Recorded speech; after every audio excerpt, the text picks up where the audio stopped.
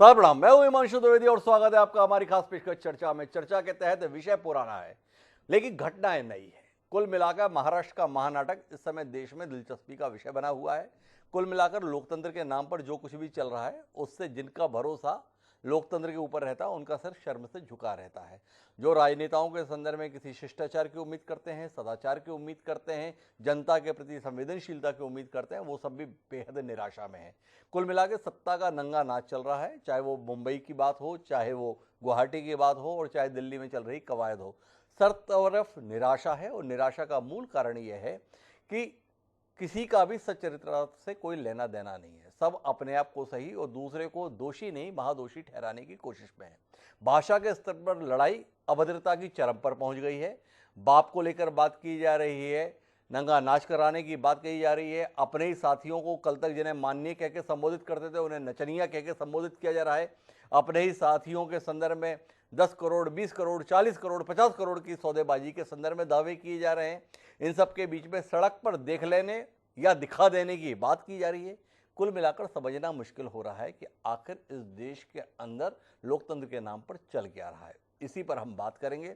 आज सर्वोच्च न्यायालय के द्वारा हस्तक्षेप किया गया जिसने एकनाथ शिंदे गुट को बड़ी राहत दी।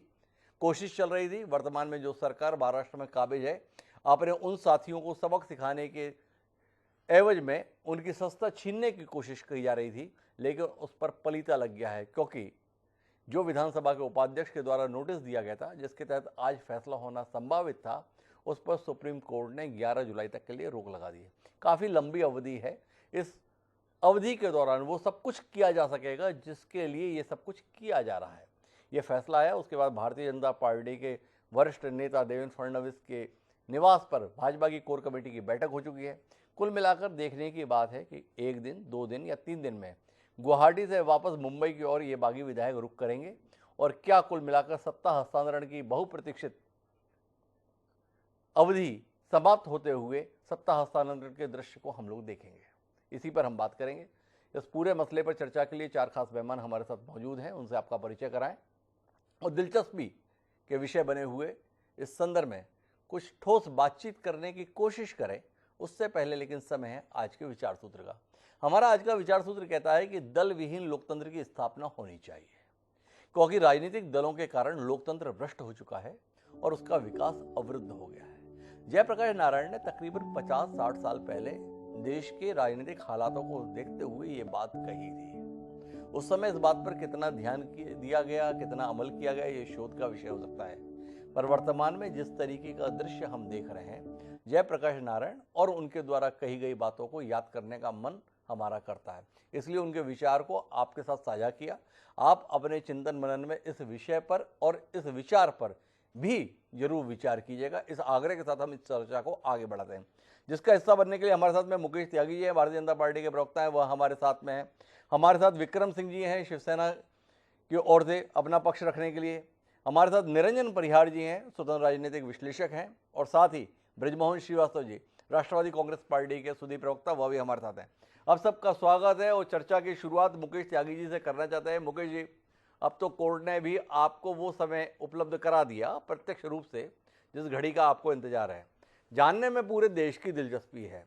आपने मुंबई से सूरत तक के लिए व्यवस्थाएं उपलब्ध कराई, सूरत से गुवाहाटी के लिए भी व्यवस्थाएं उपलब्ध कराई। ये गुवाहाटी से मुंबई के लिए व्यवस्था कब, कहाँ, कैसे आप करने वाले हैं, ये जानने में देश की बड़ी दिलचस्पी है। कुछ तय कर पाए क्या मुकेश जी, आप लोग कब लेकर आ रहे हैं अपने इन नए साथियों को?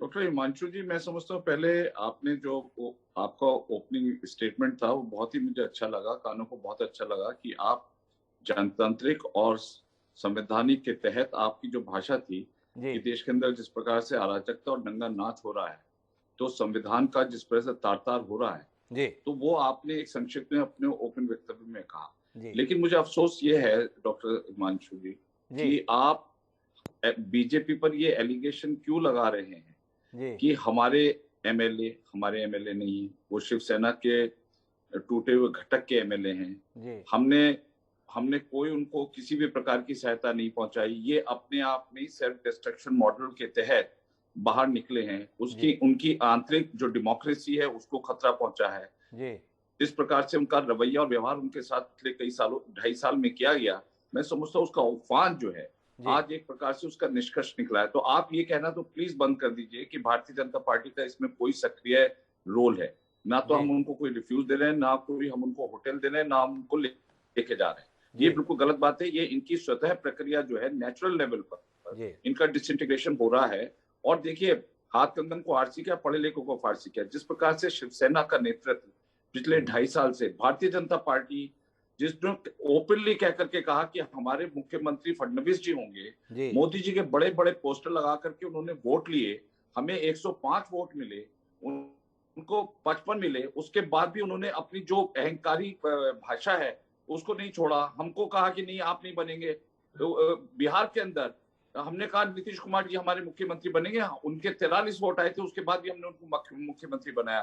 तो जी। पहले से डेमोक्रेसी का जिस तरह से मर्डर किया गया है, जी। जिस तरह से हमको डिनाई किया गया, मैं समझता हूँ वो बिल्कुल ही गलत बुनियाद पर इन्होंने रखा है। दूसरा, इनके आप देख रहे हैं कि किस प्रकार शिवसेना का जिस प्रकार से गठबंधन हुआ है एनसीपी के साथ, जो बाला साहब कहते थे मैं अपने जीवन काल में कभी इनके साथ गठबंधन नहीं करूंगा। तो इन्होंने तमाम ऐसी बुनियादियों के साथ खिलवाड़ किया है, बुनियादी जी। सिद्धांतों के साथ खिलवाड़ किया है। तो उसका आज जो परिणाम है वो आज आपके दिखाई दे रहा है। सुप्रीम कोर्ट ने भी हस्तक्षेप करके कहा है 12 जुलाई तक डिस्क्वालिफिकेशन का, इतनी जल्दी लगी थी कि डिस्क्वालीफाई कर दो एमएलए को।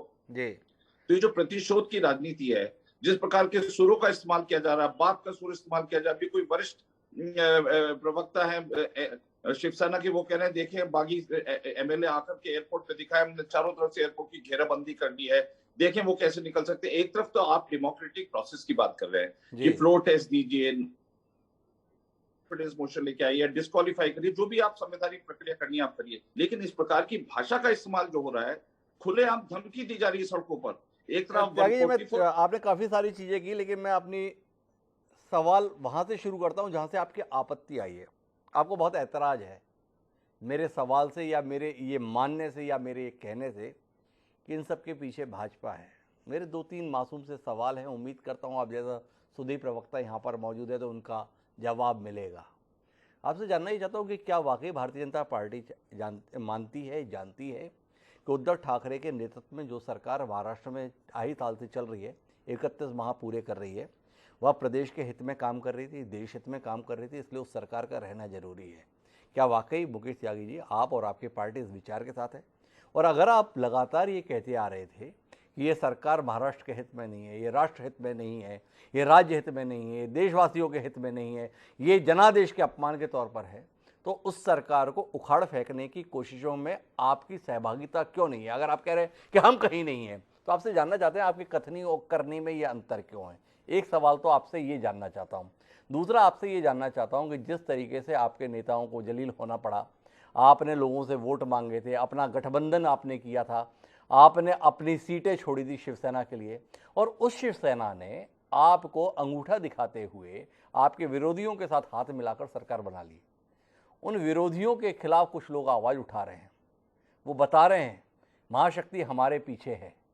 तो ऐसे लोग जो आपके सम्मान के लिए, वचनबद्धता के लिए, विचार के लिए संघर्ष कर रहे हैं, और आप उन्हें अपने हाल पे छोड़ दे रहे हैं, आप उनके साथ नहीं हैं। वो बेचारे भ्रम में हैं जो कह रहे हैं कि आप हमारे पीछे हैं, आप हमारे साथ खड़े हैं, जरूरत होगी आप हमारे लिए आएंगे। आप ये बता रहे हैं हम कहीं नहीं हैं। बेवकूफ़ हैं वो लोग जो आप पे भरोसा कर रहे हैं, आपकी बातचीत से ऐसा मायने लग रहा है। तो थोड़ा स्थिति स्पष्ट करें, तो आप बताएं आप कहाँ हैं कि नहीं है? डॉक्टर हिमांशु जी, हम जो है राष्ट्रीय पार्टी, और हमारे पर खाली एक महाराष्ट्र का ही दायित्व नहीं है, हमारे पूरे राष्ट्र का दायित्व है। तो हमारी कोई भी ऐसी क्रिया नहीं होती, कोई भी ऐसी प्रक्रिया नहीं होती जो संविधान के खिलाफ हो या प्रजातांत्रिक मूल्यों के खिलाफ हो। हम चाहते हैं महाराष्ट्र, जिसका 32 लाख करोड़ का जीएसडीपी है जी। और इतना बड़ी उसकी इकोनॉमिक पावर है कि पूरे विदेश और देशों में उसकी छवि का असर पड़ता है जी। तो भारतीय जनता पार्टी खाली महाराष्ट्र को नहीं देख रही है, पूरे देश को देख रही है। जी। हम वहां पर अस्थिरता नहीं चाहते, हम चाहते हैं वहां पे संवैधानिक स्थिरता है, वहां पे डेमोक्रेटिक प्रोसेस हो, ना कि सड़क के ऊपर आकर के इसका निर्णय किया जाए कि कौन किसकी शक्ति ज्यादा है। जिसकी बल संख्या बल ज्यादा होगा, बीजेपी उसके साथ खड़ी रहेगी, चाहे वो किसी का भी हो। लेकिन संख्या बल अगर घट चुकी है शिवसेना की, उन्होंने अपना मातोश्री को खाली कर दिया, अपना बंगला वर्षा, उसके बाद वो चले गए हैं, तो एक तरीके से आंशिक रूप से तो उन्होंने अपनी डिफीट को एक्सेप्ट कर ही लिया है। तो वहां पर जो अस्थिरता आई हुई है डॉक्टर हिमांशु, जी। महाराष्ट्र में अस्थिरता बहुत महंगी पड़ती है, आप समझिए। वहां पे बड़े बड़े अरे मेरा उद्योग। सवाल यही तो है मुकेश त्यागी जी आपसे, इतनी अस्थिरता है, इस प्रकार की अराजकता है, इस प्रकार का नंगा नाच हो रहा है, सड़क पर निपटने की धमकी दी जा रही है, और इसके बावजूद भी मुकेश त्यागी जी जैसे भारतीय जनता पार्टी के जिम्मेदार नेता कह रहे हैं कि हम कहीं नहीं है। इतना ज्यादा आप अपने आप को अलग कैसे रख सकते हैं, ये जानने में बड़ी दिलचस्पी। आप कहिए ना कि हम अपनी भूमिका निभा रहे हैं, हम महाराष्ट्र को स्थिरता देने जा रहे हैं, किस बात से डर रहे हैं? क्या देवेंद्र फडणवीस की आधी रात को शपथ दिलाने का निर्णय अभी तक आपको डराता है?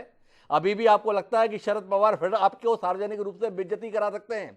क्या आपको लगता है कि शरद पवार का रणनीतिक कौशल अभी भी आपकी योजना पे पानी फेर सकता है? ये डर, ये दहशत आपको आतंकित किए हुए, आशंकित किए हुए, इसलिए सब कुछ करने के बाद भी आपकी हिम्मत नहीं हो रही है कहने की कि हाँ हम हैं और हम करने जा रहे हैं। नहीं नहीं नहीं नहीं। देखिए डॉक्टर हिमांशु, आप वरिष्ठ पत्रकार हैं, आप बहुत सीनियर आदमी हैं, मैं आपकी बहुत सम्मान करता हूं, लेकिन मैं ये इस पे बिल्कुल बिलीव नहीं करता हूं। आप एक उदाहरण दे दीजिए जी। कि हमने सरकार की अस्थिरता में कोई भी योगदान किया हो, कोई भी। लेकिन अगर अस्थिर सिचुएशन है तो ये हमारा दायित्व है कि वहां पर स्थिर सरकार बनाए। और इसका जो उत्तर भी मैं नहीं दूंगा सबसे मुकेश त्यागी, इसका उत्तर लेने के लिए मैं ब्रजमोहन श्रीवास्तव जी के पास आऊंगा। बड़े तार्किक तरीके से बात करते हैं। आपने जितना अपने आप को पाक साफ बताने की चेष्टा की है, उसकी मोहर ब्रजमोहन जी से लगवा दें। ब्रजमोहन जी, हमारे साथ में मुकेश त्यागी जी बता रहे हैं जो कुछ भी है आपके घर में आग लगी हुई है, आपके गठबंधन में आग लगी हुई है। भारतीय जनता पार्टी ने ना तो आग लगाई है और ना ही इस आग में हाथ सेंकने की अभी तक कोई कोशिश भी की है। इतने धुले हुए दामन के साथ में मुकेश त्यागी जी और उनकी पार्टी है। अभिनंदन करना चाहेंगे ब्रजमोहन जी? स्वीकार करना चाहेंगे इनके सद्भाव को, इनके सहयोग को? सराहना करना चाहेंगे कि ऐसे आपको विपक्ष में सहयोगी मिले हैं, या ऐतराज है आपको इनके दावों पे? और अगर दावों पे ऐतराज है तो उसके पीछे आधार क्या है? देखिए, जिस दिन से महाविकास अघाड़ी सरकार का गठन हुआ महाराष्ट्र में, जी। उस दिन से लेके आज तक इस पूरे 31 महीने में प्रतिदिन जी। भारतीय जनता पार्टी प्रत्यक्ष रूप से या अप्रत्यक्ष रूप से सरकार को हटाने का काम करती है और हम लोग उनको जवाब देकर उन्हें पराजित करते हैं। ये पिछले 31 महीने से प्रतिदिन चल रहा है। ऐसा कोई दिन नहीं निकला जिस दिन की ऐसा ना हुआ हो। जी। इस बार भी ऐसा हुआ है। ये बात सच है कि हमारे जो साथी है शिवसेना, उसके कुछ विधायकों ने इस बात से भारतीय जनता पार्टी के ने ही उनको प्रेरित किया है। उनकी प्रेरणा का सबसे बड़ा स्रोत ये है कि वो सारे लोग मिलकर सबसे पहले सूरत गए। सूरत से निकल के असम पहुंचे और असम में जो आदरणीय एकनाथ शिंदे साहब हैं, वो अपने साथियों को संबोधित करते हुए कह रहे हैं कि हमारे साथ विश्व की सबसे बड़ी महाशक्ति वाली जो पार्टी है, जिसने कि पाकिस्तान को भी मुंह की खिला दी थी, उसका समर्थन हमारे साथ है और आप लोग चिंता मत करो, आप हमारे साथ खड़े रहो। तो मैं ये कहना चाहता हूँ कि इसमें कोई बात नहीं है। और वाकई में भारतीय जनता पार्टी को ऐसा लगता है कि हमारी सरकार ने वहाँ अच्छा काम नहीं किया इस 31 महीने में, तो उनको खुल के इस बात को कहना चाहिए। मैं आपके इस प्रश्न में पूरी तौर से सहमत हूँ, पर हकीकत ये है कि भारतीय जनता पार्टी को ये पूरा विश्वास है कि इस मामले में वो किसी भी हालत में चाहकर भी इस पूरे मसले पर किसी भी हालत में वो सफलता हासिल नहीं कर सकते, और चूंकि वो सफलता हासिल नहीं कर सकते इसीलिए वो पीछे छुपे हुए।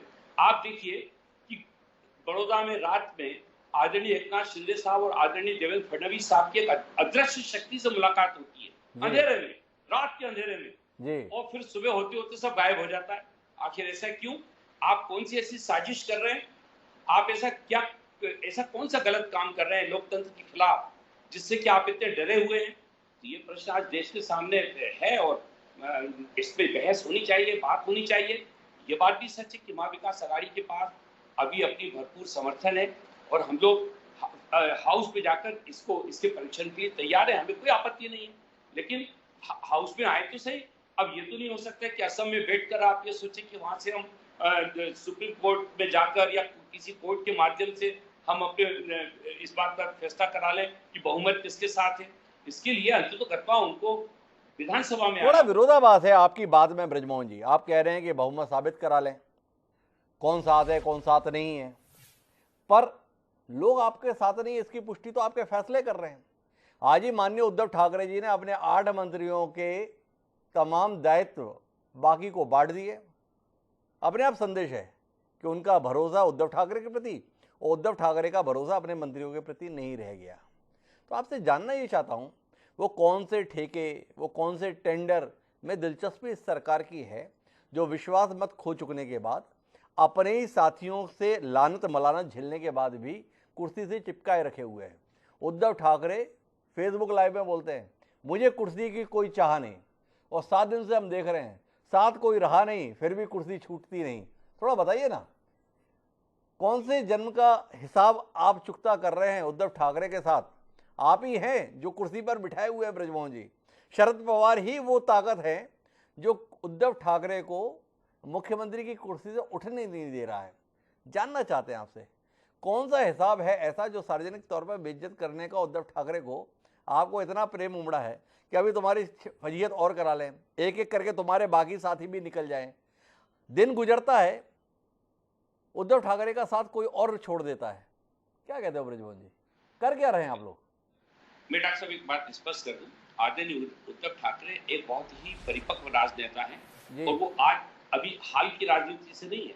उनकी पूरी शिक्षा दीक्षा उनके आदरणीय पिता बाला साहब ठाकरे के नेतृत्व में हुई है। तो ये कहना बिल्कुल गलत हो जाएगा कि आदरणीय उद्धव ठाकरे साहब सिर्फ और सिर्फ आदरणीय पवार साहब के सलाह के ऊपर काम कर रहे हैं। खुद निर्णय लेने के लिए पूरी तौर से सक्षम है। उस दिन उन्होंने अपने फेसबुक लाइव पे इस बात को बहुत स्पष्ट रूप से कहा था कि मेरे सामने आकर कहें। उन्होंने ये नहीं कहा था कि आप कहीं से भी बैठ के कह दें, आइए सामने, वो बात करने को तैयार है। और उन्होंने अपना जो उन्होंने जो कहा उसको उन्होंने ईमानदारी से पूरा भी किया। तत्काल उन्होंने वर्षा को छोड़ा और वो मुख्यमंत्री निवास छोड़ के वो अपने मातोश्री में पहुंच गए, सिर्फ इसीलिए भाई आइए बैठ के बात करिए। और अगर ऐसा लगता है कि मेरी गलती है तो मैं बता दूं, अब जैसे आदरणीय एकनाथ शिंदे साहब की बात चल रही है, 2.5 साल में उनके विभाग को 12,000 करोड़ का बजट सैंक्शन हुआ, 12,000 करोड़ का। और जब हायरार्की में अपन देखें कि किस मंत्रालय को कितना पैसा मिला, तो शायद उनका मंत्रालय दूसरे नंबर पे जिसको कि सबसे ज्यादा पैसा मिला। तो ये उनका आरोप लगाना कि मेरी बात नहीं सुनी जा रही है या ये सरकार काम नहीं कर रही है,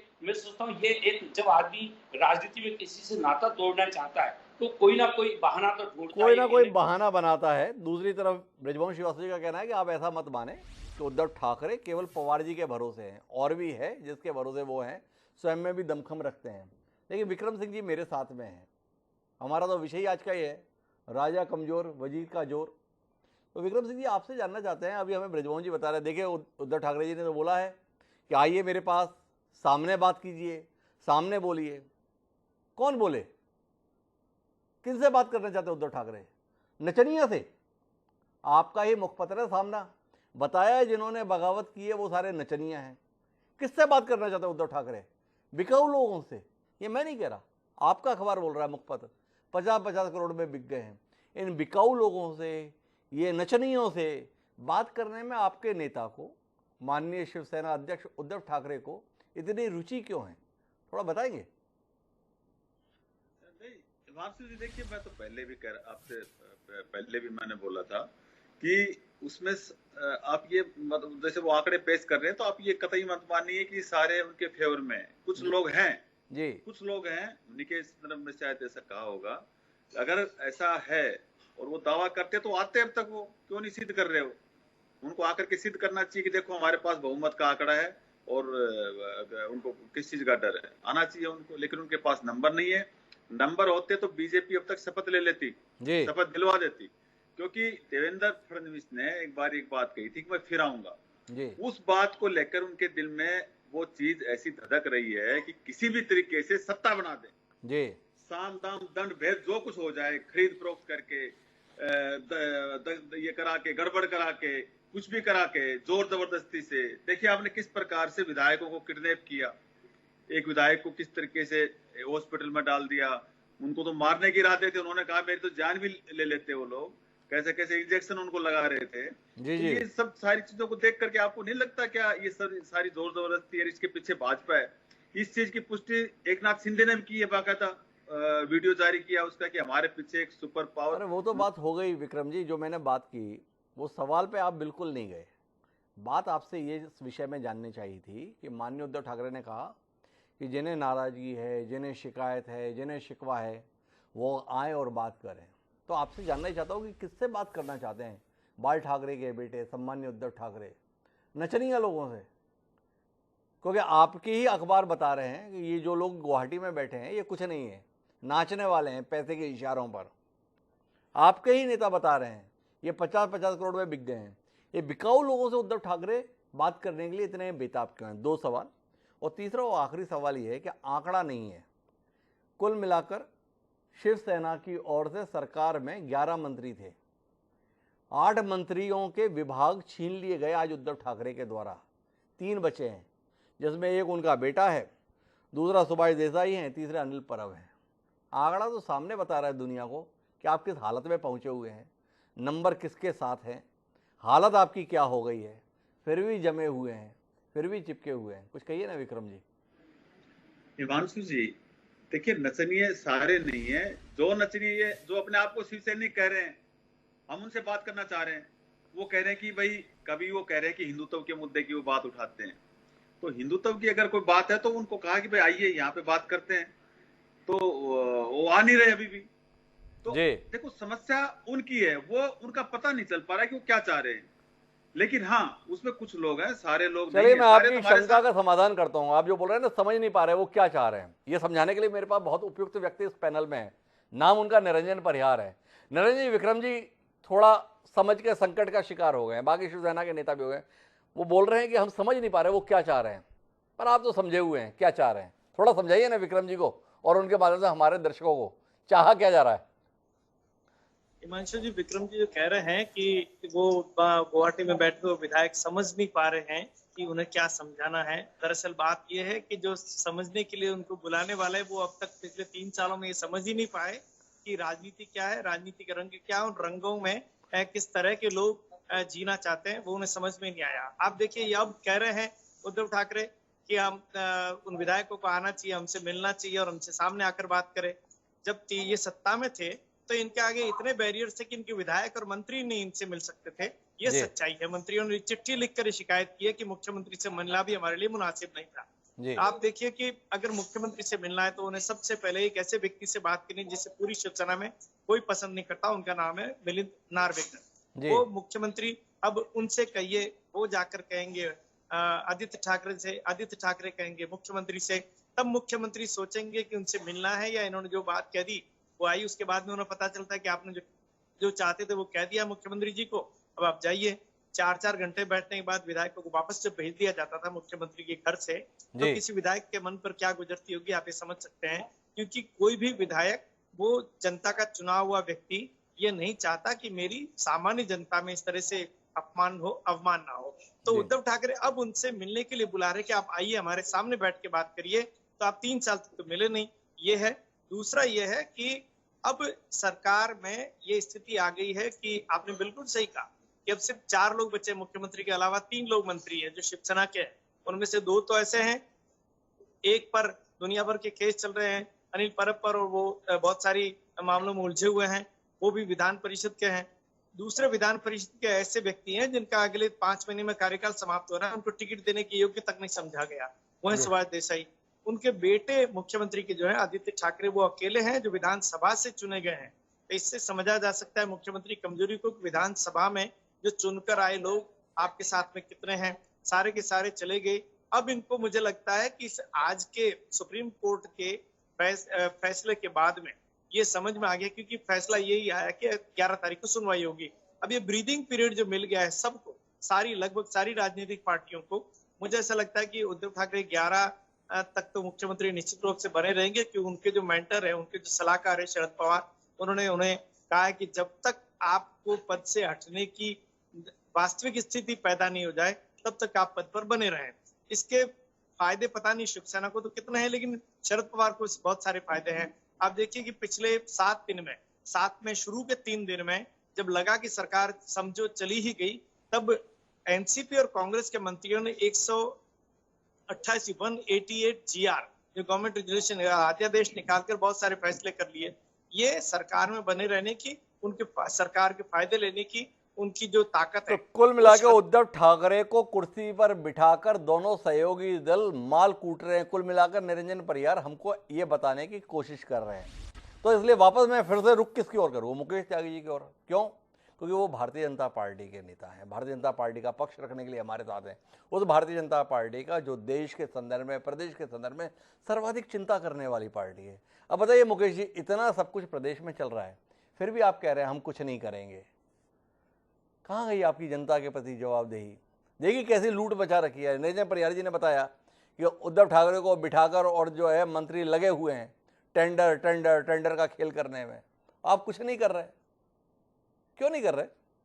देखिए, महाराष्ट्र के अंदर जिस प्रकार से करप्शन पराकाष्ठा पे पहुंचा, और मैं समझता हूँ देश में सबसे नंबर 1 स्थिति महाराष्ट्र की आएगी जी। उनके खुद 2 मंत्री जेल के अंदर हैं जी। और पीछे जिस प्रकार से ब्लेम्स लगाए गए थे कि किस प्रकार से सरकार जो है वसूली सरकार बन चुकी है जी। जिस प्रकार से मुकेश अंबानी जी के घर के बाहर असुरक्षा का वातावरण फैला था जी। तो अराजकता का कार्यक्रम जो है वो निरंतर चला आ रहा है। लेकिन हम प्रजातांत्रिक जो चुनी हुई सरकार है, चाहे जैसी भी बनाई हुई सरकार, हम उसकी रेस्पेक्ट करते हैं।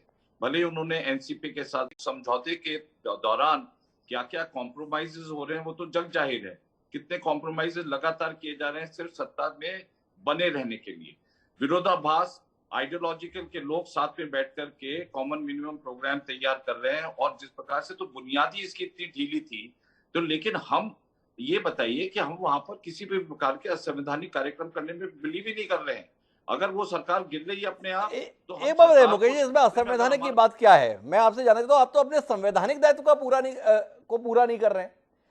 इतनी लंबी अवधि हो गई, 7 दिन हो गए महाराष्ट्र के नाटक को चलते हुए। साफ तौर पर दावे हैं, संख्या बल दिखाया जा रहा है जिसके अंतर्गत दिखता है कि वर्तमान में जो सरकार है उसके पास में सदन में बहुमत नहीं बचा। जो भारतीय जनता पार्टी बहुमत होते हुए भी दौड़ पड़ती थी कि बहुमत नहीं है, बहुमत नहीं है, बहुमत नहीं है, सामने दिख रहा है बहुमत नहीं बचा तो भी हिम्मत नहीं जुटा रही है राज्यपाल के पास दौड़कर जाने की, ये बात कहने की कि इनको बहुमत साबित करने के लिए कहा जाए। विधानसभा में नोटिस नहीं दे रही है अविश्वास प्रस्ताव के संदर्भ में। तो समझ में आना जरा मुश्किल हो रहा है कि भारतीय जनता पार्टी इतनी डरी हुई, सहमी हुई क्यों है? ये सवाल सबके जहन में है। मुकेश जी, इसके उत्तर के संदर्भ में आपकी दलील कि हम संवैधानिक दायित्वों के प्रति हैं। अरे देखे थे आपके सारे ये संवैधानिक दायित्व, मध्य प्रदेश की सरकार को उखाड़ के फेंक दिया आपने इसी संवैधानिक दायित्व के तहत।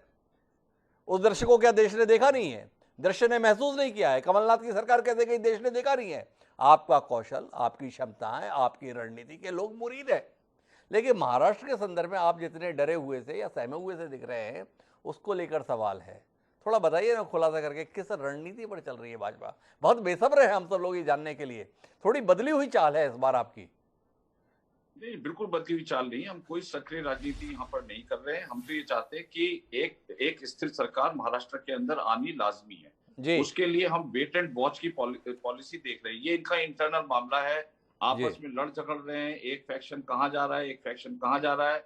आप वहां पे कॉन्स्टिट्यूशनल क्राइसिस को नंगा नाच करते हो सड़क पे देख सकते हैं। जिस प्रकार से अराजकता सड़क पे आई है, धमकी भरे स्वरों में बात की जा रही है, माँ बाप की गालियां दी जा रही हैं, तो ये तो इस प्रकार की अराजकता। देखिए ऐसा है कि कॉन्स्टिट्यूशन में 4-5 अधिकार हैं। एक तो गवर्नर है, गवर्नर जो कि अभी तक कोरोना ग्रसित थे, अब वो आ गए हैं ठीक होकर के शायद, तो उनके पाले में बात आती है। फिर वहां पे स्पीकर का चुनाव हुआ, 1.5 साल से स्पीकर का चुनाव नहीं किया गया। उसके रूल्स के अंदर अमेंडमेंट इसलिए किए गए कि it should be based on the recommendation of the chief minister. There were few objectionable amendments which have been carried out, which has as a result 1.5 साल से वहां पे स्पीकर का ही चयन नहीं हो पाया जी। और तीसरा जो है कि वेदर ये डिस्क्वालीफाई होते हैं या ये एंटी डिफेक्शन बिल के में आते हैं। अगर 37 एमएलए इनके हैं तो उसके बाद वो 37 एमएलए डिसाइड करेंगे किसके साथ वो सरकार बनाना चाहते हैं। अगर भाजपा के साथ सरकार बनाना चाहते हैं हम उनका स्वागत करेंगे, भाजपा के साथ सरकार नहीं बनाना चाहते तो वो उनकी अपनी इंडिपेंडेंट इच्छा है। मर्जर के लिए हम कोई कह नहीं रहे कि आप हमसे मर्ज करिए, तो हम तो हर प्रकार से कॉन्स्टिट्यूशनली कंप्लायंट रोल कर रहे हैं। आप ये तो बताइए कहां पर हमारा सक्रिय रोल है? कोई तथ्य, एक तो प्रमाण बता दीजिए आप डॉक्टर हिमांशु। कोई प्रमाण नहीं है आपके पास, तो हम तो यही कह रहे हैं कि भैया ये तो किला खुद ही ढह रहा है। अच्छा, तो फिर ये बताइए मुकेश त्यागी जी, खबर है सब तरफ साया हुई है कि एकनाथ शिंदे ने गुवाहाटी से उड़ान भरकर गुजरात में माननीय देवेंद्र फडणवीस से रात के अंधेरे में मुलाकात की। ना तो फडणवीस साहब की अभी तक हिम्मत हुई ये कहने की नहीं मुलाकात नहीं की, ना एकनाथ शिंदे के मुंह से आवाज़ निकली कि मुलाकात नहीं की। इस खामोशी को सहमति अगर मानी जाए खबरों के संदर्भ में, तो आपके हाथ इस पूरे मामले में गंदे नहीं हैं, कैसे माना जाए? मिलना मिलाना तो राजनीति में लगा रहता। हमारी मुलाकात संजय राउत से भी हुई थी। संजय राउत के साथ फडणवीस जी की बड़ी लंबी मीटिंग हुई थी। उस समय अटकलें लगाई जा रही थी। लगता है कि दोनों मिलकर के फिर से सरकार बनाने की बात। ये आप बड़ी नई जानकारी दे रहे हैं। आप बता रहे हैं कि इस क्राइसिस के समय पे संजय राउत के साथ में देवेंद्र फडणवीस ने मुलाकात की, ये आधिकारिक रूप से बता रहे हैं मुकेश त्यागी जी? इस क्राइसिस से पहले प्लीज मुझे गलत मत तो फिर जाके आप तथ्यों को गलत क्यों कर रहे हैं? अभी आपसे ये जानना चाहा, जिस समय पे आप ये बता रहे हैं कि हम तो दूर दूर तक नहीं है, उस दौरान हम ये बता रहे हैं कि आप कितने नजदीक हैं। तो इसके संदर्भ में जो आपका सवाल था, तो कुल मिलाकर मुकेश त्यागी जी नहीं बोल पाए कि नहीं हमने मुलाकात नहीं। बोले मुलाकात तो होती रहती है। अब इस मुलाकात के मायने लोग समझते रहे। ब्रजमोहन जी इसे कितना समझ पाए उनके पास जाऊंगा, लेकिन उससे पहले विक्रम जी को हस्तक्षेप करने जा रहे थे मुकेश त्यागी जी की दलीलों के संदर्भ में। एक बार विक्रम जी की दलील सुन लें। जी विक्रम जी, आपका हस्तक्षेप। नहीं, देखिए मैं ये कह रहा था कि ये जैसे आरोप लगा रहे हैं वसूली सरकार जी, कौन सी वसूली हुई, कहां से हुई, कोई वसूली बरामद नहीं हुई। क्या जानना चाहते हैं आप? वसूली सरकार, आपकी सरकार के गृह मंत्री रहे हुए अभी तक जेल में डले हुए हैं वसूली के चक्कर में।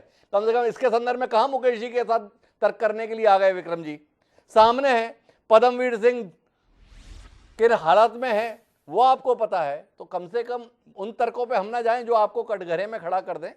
वसूली के मामले में आपकी सरकार के माननीय गृह मंत्री अभी भी जेल में पाए जा रहे हैं। विक्रम जी, कहाँ भूल गए आप? कोई आरोप सिद्ध हुआ क्या? अभी तक कोई आरोप सिद्ध हुआ?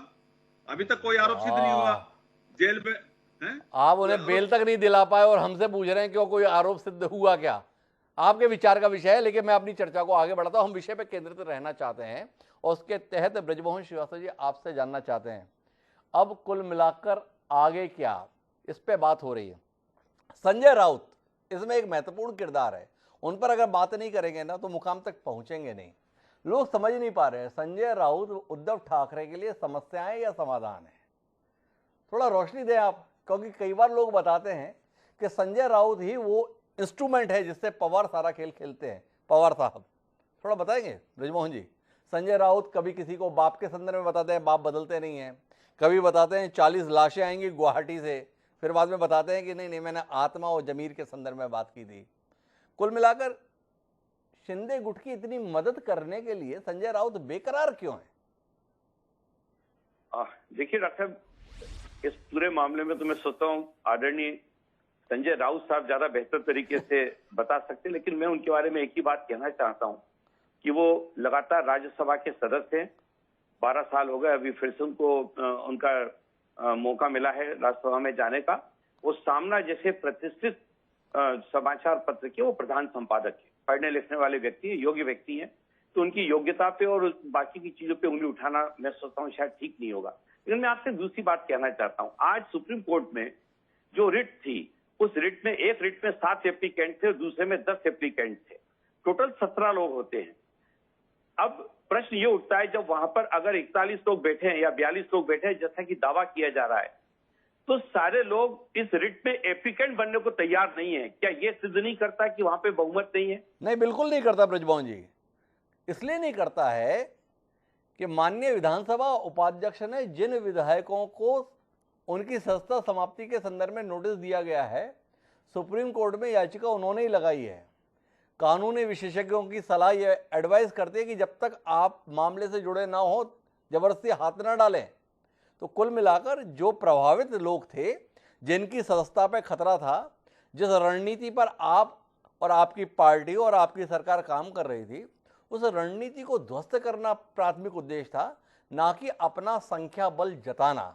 उन्होंने जो याचिका लगाई उसमें जरूर उन्होंने लिखा कि हम 38 लोग हैं। तो आपके दोनों प्रश्नों के उत्तर, दो रिट लगी है। एक रिट है 17 लोगों की, उसमें से 16 लोग एक साथ हैं, दूसरी उसमें से 10 लोग एक साथ हैं। दूसरी जो रिट लगी जिसमें उन्होंने कहा कि हम 39 लोग ऐसे हैं जिनको की जान का खतरा है जी, तो उनकी तरफ से खाली 7 लोग आए, वो पूरे लोग साथ नहीं है। इसका क्या मतलब है? इसका सीधा मतलब जो इसका इंटरप्रिटेशन जो होता है कि वहां जब सारे लोग बैठे हुए थे, सिंपली पावर ऑफ जो वकालतनामा है उसके ऊपर दस्तखत ही तो होने थे, करना क्या होता है उसमें? तो सारे लोगों की यदि दस्तखत करा लेते तो भी यह सिद्ध होता है कि हाँ वाकई वहां पर इन लोगों के साथ बहुमत है। हमारा कहना ही ये है कि वहां पर इनके पास बहुमत नहीं है, आंकड़ों का खेल खेला जा रहा है, वहां पे जिन लोगों को रोका हुआ है। अब दूसरी बात मैं आपसे कहता हूं कि असम में इतने सारे पुलिस बल को लगाकर AK-47 लेके हजारों सैकड़ों की संख्या में पुलिस के लोग उस होटल को घेर के खड़े हुए हैं। क्या वहां से बाहर निकलने वालों को रोकने के लिए खड़े या बाहर से अंदर जाने वालों के लिए लगे हुए? क्योंकि वहां बाहर से तो कोई पहुंच ही नहीं सकता, महाराष्ट्र से तो लोग कोई जाने को तैयार नहीं है। मेरा यह आरोप है कि वहां पे जो लोग हैं उनको रोकने के लिए इस पुलिस बल का उपयोग हो रहा है, जिससे कि वो निकले नहीं। और इसका सीधा स्पष्ट सबूत यह है कि रिट के अंदर सारे लोगों के दस्तखत नहीं है। ये बहुत बड़ा मुद्दा है। ये बहुत बड़ा मुद्दा है। तो ब्रजमोहन जी, आपसे सवाल इस बात का है कि आप अविश्वास की मांग क्यों कर रहे हैं? खुद विश्वास मत प्रस्तुत क्यों नहीं कर देते? जब आपका मानना है कि आपके पास बहुमत है, आपके पास सदन में पर्याप्त संख्या है, तो कुल मिला के कहानी को खत्म क्यों नहीं करा देते? खुद ही सत्र की मांग करके किस बात से डरे हुए हैं आप? अगर आप एक विश्वास मत हासिल कर ले 6 महीने के लिए, आपकी सरकार सुरक्षित, लोग ना भी होंगे तो भी सरकार को विश्वास मत के लिए नहीं कहा जा सकता। ये संवैधानिक व्यवस्था है, क्यों नहीं अपनाते इस तरीके को?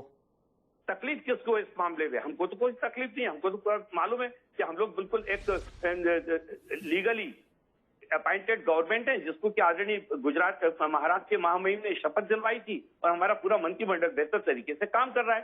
पूरे 13 करोड़ लोग रहते हैं महाराष्ट्र में। ये 2, 4, 10 लोगों के अलावा कोई ऐसा आदमी नहीं है जो ये कहे कि वहां पे कानून व्यवस्था ठीक नहीं है या वहां पे प्रशासन काम नहीं कर रहा। आज आप कोई एप्लीकेशन दीजिए, कल आप उसके ऊपर कार्रवाई देखिए। किसी भी प्रकार की कोई भी सरकार के संचालन में कोई गड़बड़ नहीं है, तो हम क्यों जाएं? हम लोग बहुमत में हैं। जो ये मानते हैं कि हम लोग बहुमत में नहीं है, ये जिम्मेदारी उनकी है, वो जाएं। वो हिम्मत नहीं कर पा रहे, यही तो मुद्दा है। लोकतंत्र में फैसला कौन करेगा? ये फैसला होगा हाउस ऑफ फ्लोर के ऊपर जाकर कि वहां पर एक्चुअली हमारी सरकार बहुमत में है या अल्पमत में है। उसके लिए तैयार नहीं है, दाएं बाएं से सारा काम चल रहा है। एक बात आपसे और पूछने जाऊंगा, फिर निरंजन जी के पास आऊंगा। वो कह रहे हैं कि फैसला कहाँ होगा लोकतंत्र में? फ्लोर पर होगा। पर जिस पार्टी के साथ मिलकर आप सरकार चला रहे हैं, वो तो फैसला सड़क पे करना चाहते हैं, खुलेआम धमकी देते हैं, आओ तो सही चौपाटी पे। आदित्य ठाकरे बोल रहे हैं कि एयरपोर्ट से सदन तक जाने का रास्ता तो मुंबई से होकर ही गुजरता है। ये भाषा है आपके सहयोगियों की, और यहाँ पर आप हमको बता रहे हो आपकी आस्था है लोकतंत्र में। खड़े हो आप किन लोगों के साथ में? थोड़ा संदेह के दायरे में आ रहे हैं आप लोग। देख रहे हैं ना आपके साथी किस प्रकार की भाषा का प्रयोग कर रहे हैं।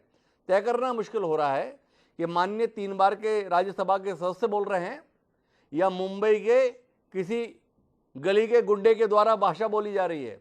इतनी अभद्र भाषा का इस्तेमाल हो रहा है। कष्ट नहीं होता ब्रजभवन जी आपको कि जिस व्यक्ति को आप इतना पढ़ा लिखा, जिस व्यक्ति को आप इतना सम्माननीय, जिस व्यक्ति को इतना आदरणीय आप मानते हैं, वो जरा सी सत्ता खतरे में क्या आई, भाषा की मर्यादा भूल गया?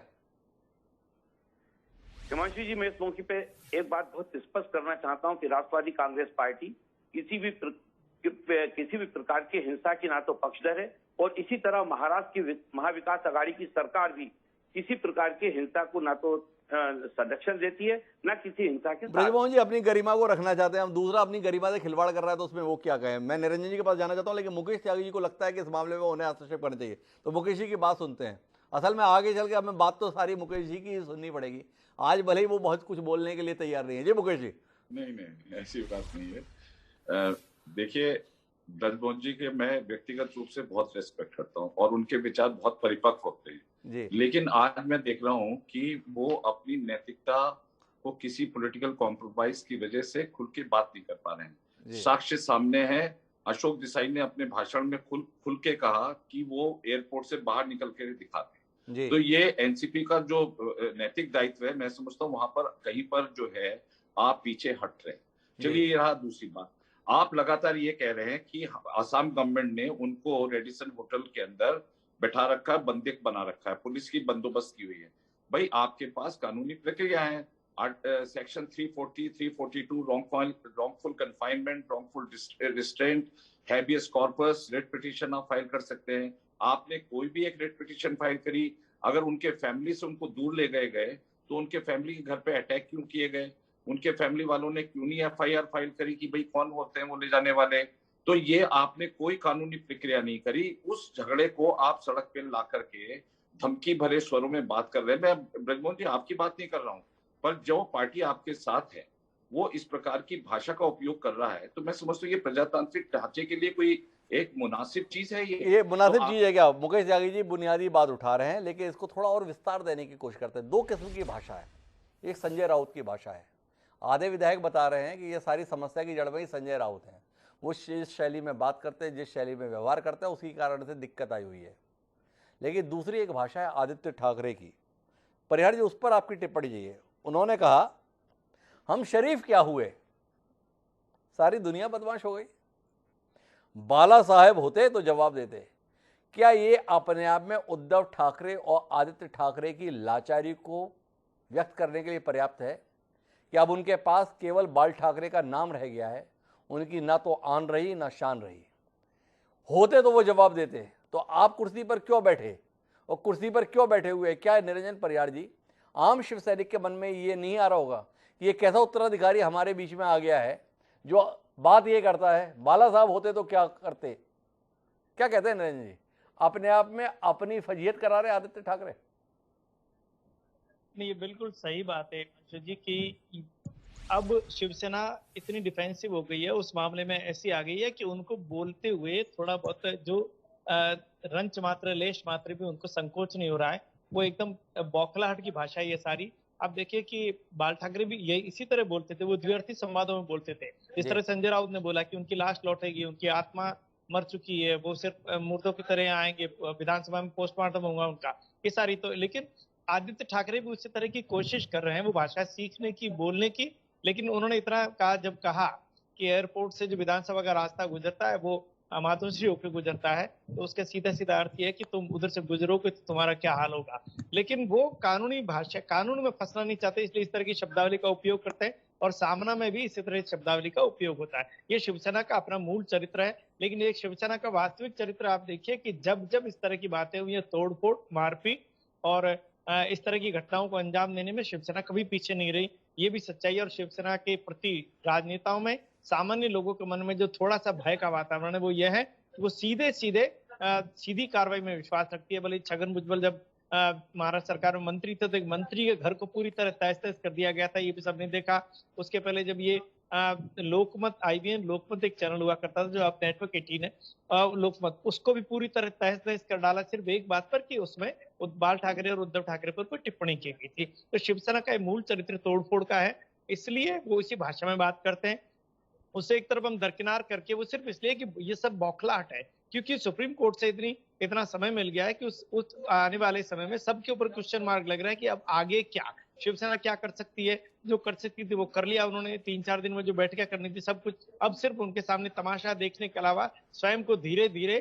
क्या नरेंद्र परिहार जी, आपको नहीं लगता है कि लंबे समय से संयम का परिचय दे रही भारतीय जनता पार्टी अब केंद्र में आकर सियासत करेगी? क्या आपको नहीं लगता है कि अब समय आ गया है आज के सुप्रीम कोर्ट के फैसले के बाद कि भारतीय जनता पार्टी अविश्वास प्रस्ताव के संदर्भ में रुख कर सकती है, या एकनाथ शिंदे का गुट भी जो है अविश्वास प्रस्ताव के संदर्भ में राज्यपाल से मांग कर सकता है? क्या कहते हैं, अब सियासत गुवाहाटी से वापस मुंबई में केंद्रित होगी, या आपको अभी भी लगता है गुवाहाटी से ही ऐसे ही मोहरे चलते रहेंगे और महाराष्ट्र का तमाशा बनते हुए हम सब लोग देखते रहेंगे? देखिए, अगले कई दिनों तक ये तमाशा तो चलने वाला है, जिसे राजनीतिक नौटंकी कहा जा सकता है। मुकेश त्यागी जी बिल्कुल चुप हैं और न समर्थन में है न आगे विरोध में है, क्योंकि उनकी अपनी एक राजनीतिक शैली है भारतीय जनता पार्टी की काम करने की। मैं यहाँ महाराष्ट्र में जितने भी प्रवक्ता थे भारतीय जनता पार्टी के, जितने भी नेता थे, उनको साफ तौर पर 4 दिन पहले तक क्लियर इंस्ट्रक्शंस थे कि कोई इस मामले में कुछ नहीं बोलेगा। लेकिन कल जब राव साहब दानवे, केंद्रीय रेल राज्य मंत्री, ने जब कहा कि अगले आने वाले 2-3 दिनों में हमारी सरकार आने वाली है, तब जाके सबके मुंह खुलने शुरू हुए और सब लोगों ने सरकार के बारे में बोलना शुरू किया। बड़ी महत्वपूर्ण टिप्पणी आपने की निरंजन परिहार जी, उस पर मैं जाना चाहता हूँ मुकेश त्यागी जी के पास, लेकिन ब्रिजमोहन जी कोई हस्तक्षेप कर जा रहे हैं। एक बार ब्रिजमोहन जी का हस्तक्षेप सुन लें। जी ब्रिजमोहन जी। एक्चुअली मैं ये कहना चाह रहा था इस पूरे मामले में डॉक्टर साहब कि ये बात बिल्कुल सच है कि महाराष्ट्र में इस समय राजनीतिक परिस्थिति उतनी बेहतर नहीं है, क्योंकि हमारी जो एक सहयोगी पार्टी है उसमें उसके विधायकों के बीच में नाइटपार्टी हुई है जी। ये बात बिल्कुल, इससे कोई इनकार नहीं कर सकता जी। लेकिन ये बात भी इतनी ही सच है कि इस पूरे मामले में भारतीय जनता पार्टी ने सारे लोगों को प्रेरित करने का काम किया है, इससे कोई बच नहीं सकता। आज भारतीय जनता पार्टी के नेता चाहे कुछ भी कहें, लेकिन अंततोगत्वा ये सारा मुद्दा कहीं ना कहीं उनसे ही जुड़ा हुआ है और उन्हीं की प्रेरणा से भी ये सारा काम भी हो रहा है। जहां तक अभी जो कोर्ट का जो आदेश आया है वो बहुत ही स्पष्ट है कि 11 तारीख तक यथास्थिति का मतलब ये है कि जो नोटिस दिए हैं आदरणीय स्पीकर साहब ने, उसके ऊपर कोई फैसला नहीं लेना है। लेकिन ये नहीं कहा गया है कि वो लोग इसका जवाब ना दें, उनको जवाब देना है इस पूरे पीरियड में। उनको समय उन लोगों को दिया है जिनको की नोटिस स्पीकर साहब ने जारी कर दिया था, उनको जवाब देना है। जब तक वो जवाब नहीं आता तब तक अविश्वास जैसे मामले पर मैं नहीं समझता कि कोई प्रस्ताव विधानसभा में लाया जा सकता है या विधानसभा में किस प्रकार की ये कोई नोटिस जारी हो सकता है। बड़े महत्वपूर्ण टिप्पणी बृजमोहन श्रीवास्तव जी कह रहे हैं, चाह रहे हैं सरकार अभी चलती रहे। ये जो आज का फैसला है ये कानूनी तौर पर उनकी सरकार को बनाए रखने बचाए रखने में मददगार हो जाए। लेकिन बृजमोहन जी, आपको बड़ी शिकायत है कि ये भाजपा की प्रेरणा से है, भाजपा इसके पीछे है। गुनाह है। जिस शिवसेना ने भाजपा के साथ मिलकर चुनाव लड़ा था, सरकार आपके साथ बना ली, अगर हिसाब चुकता करने की कोशिश भारतीय जनता पार्टी कर रही है तो आपको अपराध लग रहा है, आपको शिकायत है इस बात की? नहीं डॉक्टर साहब, मैंने तो आपको पहले ही दिन कहा कि जिस दिन से हम लोगों ने इस महाविकास अघाड़ी की शपथ हुई है उस दिन से प्रतिदिन उनकी तरफ से कोशिश होती है इसको हटाने की, सरकार को गिराने की, और हमारी तरफ से कोशिश होती है उनके किए गए प्रयास में उनको पराजित करने की। लेकिन मैं मुकेश त्यागी जी आपके पास आना चाहता हूं और जिस बात का उल्लेख निरंजन परिहार जी ने किया उसको लेके बात करना चाहता हूं। अपने नेता की बात का कुछ मान सम्मान आप लोग रखेंगे ये नहीं रखेंगे, ये जानने में हमारी बड़ी दिलचस्पी है। राव साहब रेल राज्य मंत्री, उन्होंने कहा 2-3 दिन में ही बस हमारी सरकार बनने वाली है। उनकी बात का कोई मान सम्मान रहेगा कि नहीं रहेगा, या उनकी बात को अपमानित होते हुए हम देखेंगे कि उन्होंने कहा था 2-3 दिन में बनने वाली है और आप तो बोल रहे हैं कि हम तो कहीं हैं ही नहीं। तो कुल मिलाकर किसकी बात का सम्मान रहेगा भविष्य में? मुकेश त्यागी जी की बात का रहेगा, मुकेश त्यागी जी जैसे अन्य प्रवक्ताओं की बात का रहेगा, या राव साहब जैसे बड़े नेता का रहेगा? जानने में बड़ी दिलचस्पी है हमारी। नहीं देखिए, रेल मंत्री ने क्या कहा ये तो आप रेल मंत्री जी से पूछिए।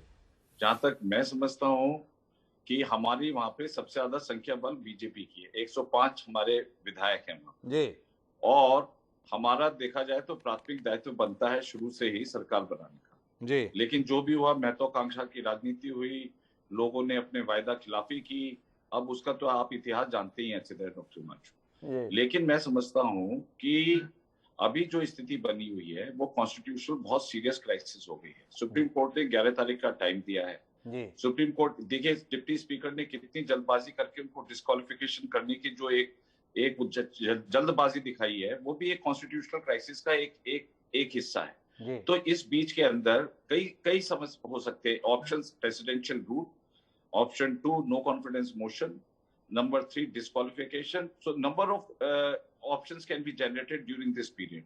तो मैं ये समझता हूँ ये जो जल्दबाजी में लगे हुए हैं, क्योंकि इनकी जमीन इनके पैर के नीचे से खिसक चुकी है। आज देखा जाए तो ये सरकार गिर चुकी है, हर तरीके से व्यवहारिक रूप से गिर चुकी है।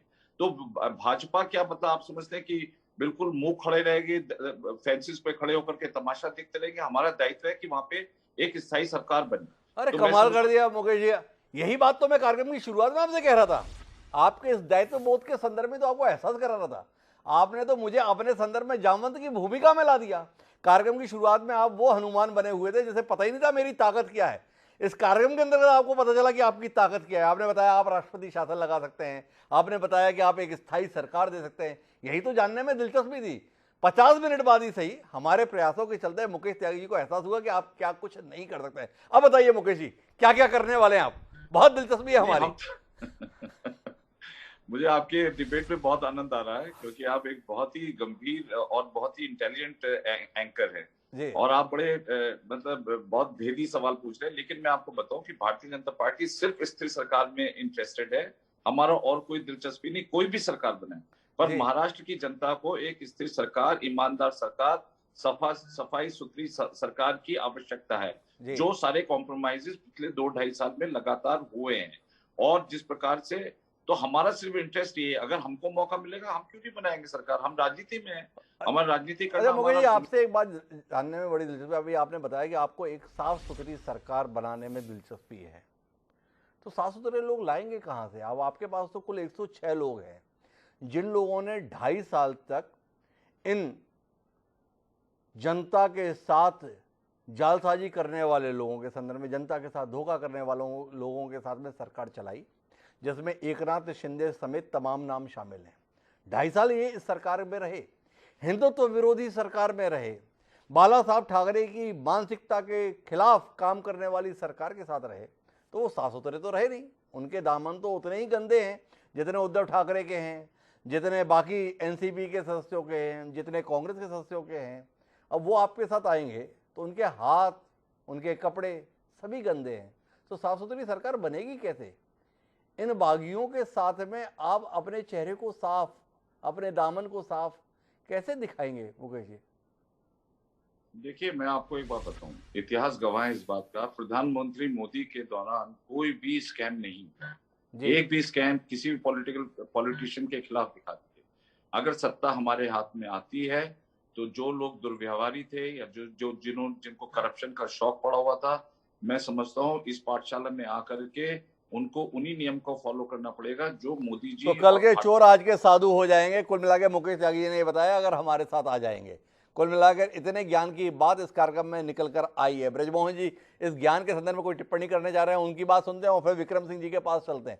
जी ब्रजमोहन जी। पहले तो मैं सारे पैनलिस्ट जो पार्टी के उनको बता दूं कि डॉक्टर साहब के डिबेट में आने के पहले ये तय कर लिया करिए कि इसके बाद मेंबरशिप रहेगी कि नहीं। दूसरी बात यही कहना चाह रहा था कि अगर भ्रष्टाचार की अपन बात करें, जैसा कि अभी आदरणीय त्यागी जी ने कहा, तो गुजरात की पूरे मंत्रिमंडल को आदरणीय प्रधानमंत्री जी को बाहर करना पड़ा जी। तो क्या अच्छा काम कर रहे थे इसलिए उनको बाहर किया?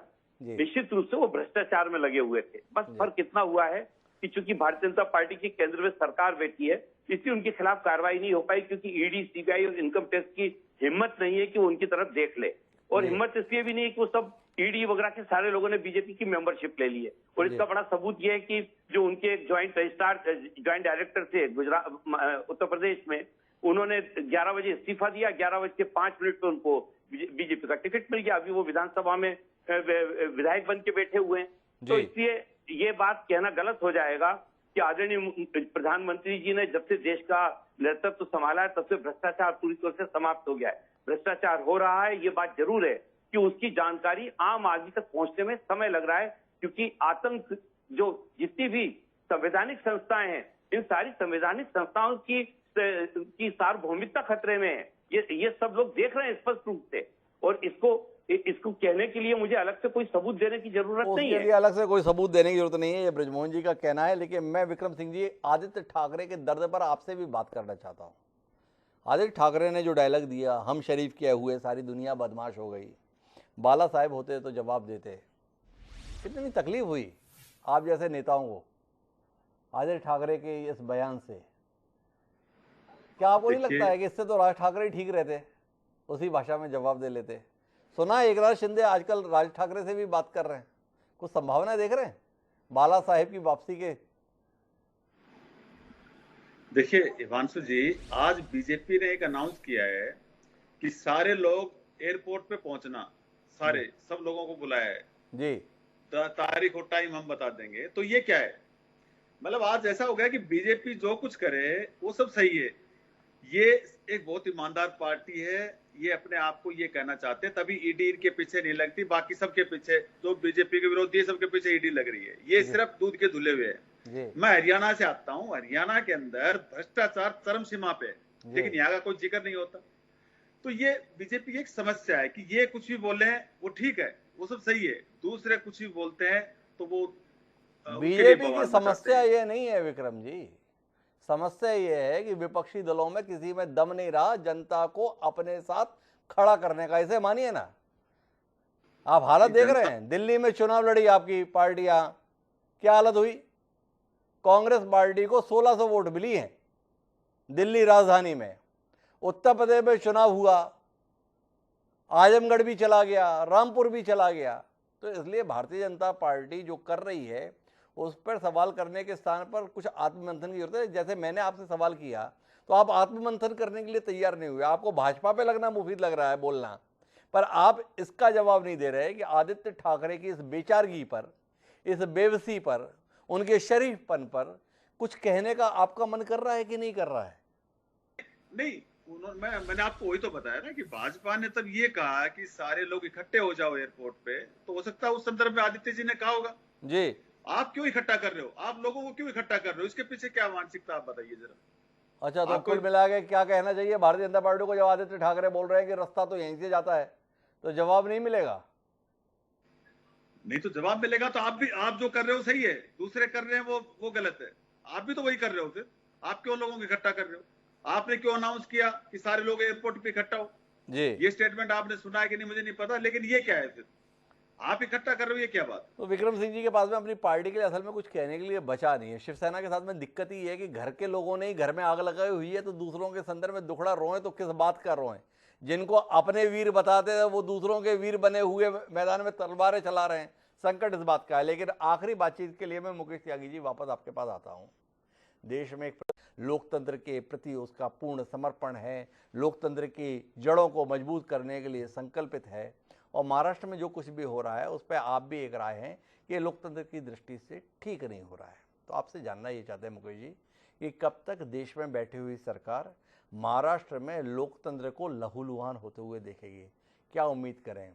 राव साहब की बात पर आप नहीं जाते हैं, पर नरेंद्र मोदी जी पर तो कोई भरोसा आपका होगा।